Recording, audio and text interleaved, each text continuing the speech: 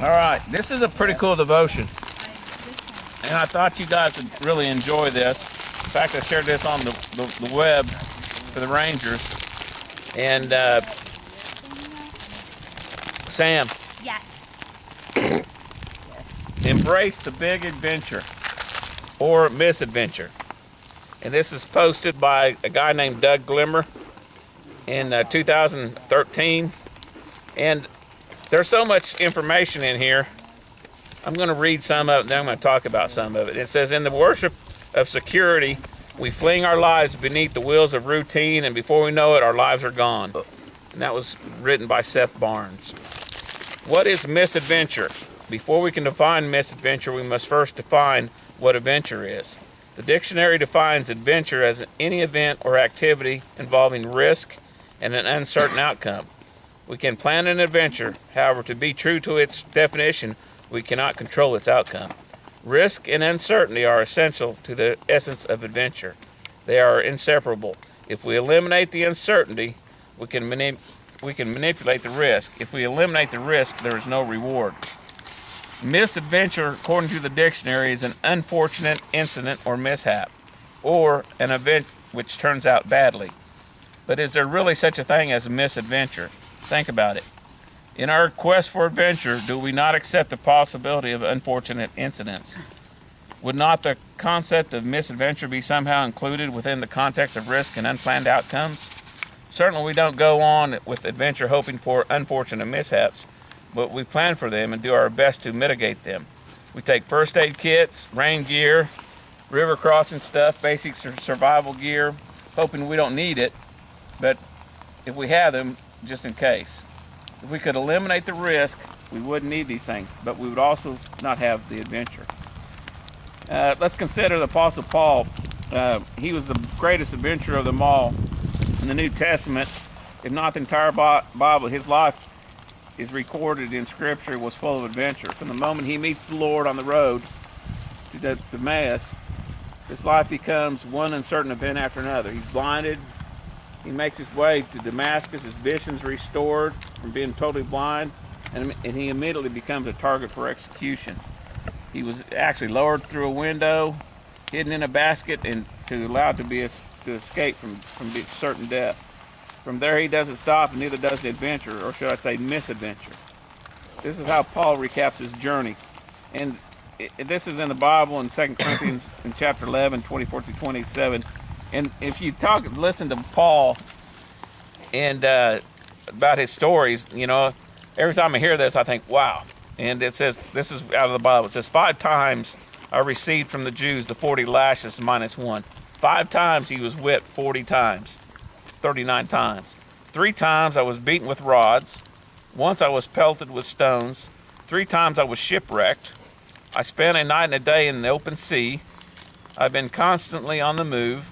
I've been in danger from rivers, in danger from bandits, in danger from my fellow Jews, in danger from Gentiles, in danger in the city, in danger in the country, in danger at sea, and in danger from false believers.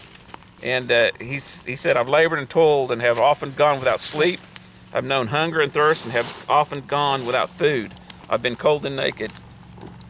I doubt any of us consider the things Paul endured as being high on our list of fun-filled adventure. We certainly wouldn't want to do this at a church camp.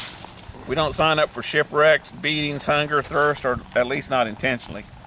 These are not routine summer camp activities. Paul teaches us, however, misadventure is just another part of his greater adventure.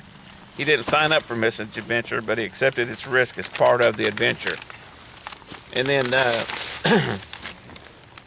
few verses later, he says that he's faced it with perspective, and his perspective is, this is why, for Christ's sake, I delight in weakness, in insults, and hardships, and persecutions, and difficulties, for when I'm weak, then I'm strong. Paul wasn't discouraged by misadventure. He embraced it because it made him better. And then it talks a little more about Paul and how he talks about his life. And Paul did not fear uncertainty, risk, or misadventure. Instead, he said, no matter what, Christ will be honored, and to live is for Christ, and to die is gain. And the script, this information says that everybody knew that Paul was not afraid of death, because he realized as soon as he left this world, he would be with Christ. And the real problem is perspective, and a lot of people perceive misfortune, crossing cold rivers, going out in this weather like this. They look at it like misadventure. They look at it as a hardship. They look at it, and the thing is if we took all of the hardships, so we took the trail, the climbs up the mountains, the blowing wind, the river crossings, we would be missing out on a lot of adventure. And while I don't really relish the sight of going through a creek mid-leg, or I don't enjoy those climbs so much, but that's part of the adventure. And if we just made it a flat trail, it wouldn't be any fun. We wouldn't really have gained anything. And this, in a book, All Things Considered, an adventure is only an inconvenience rightly considered. An inconvenience is only an adventure wrongly considered. And it's kind of funny. Let me read that again. All things considered, an adventure is only an inconvenience rightly considered. An inconvenience is only an adventure wrongly considered. And it's really all in perspective, what you look at and how you view it.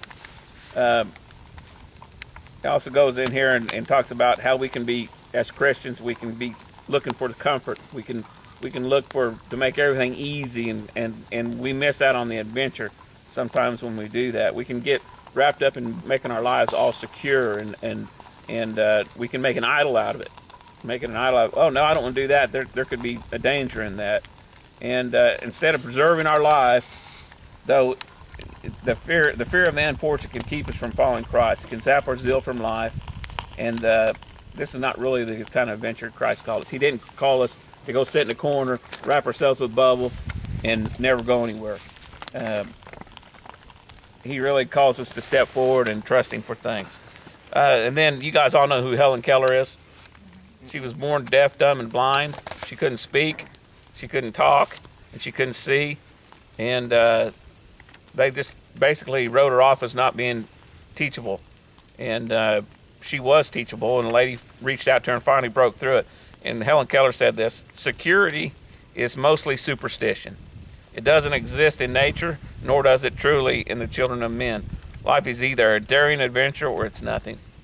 So tonight, I thought about this, as many of you guys probably, when you told people what you were getting ready to do tonight, in the light of the cold weather, in the light of the river crossings and the stuff, they all looked at you like you had a few screws loose, or you might, and they're going, what do you do if this happens? What do you do if this happens?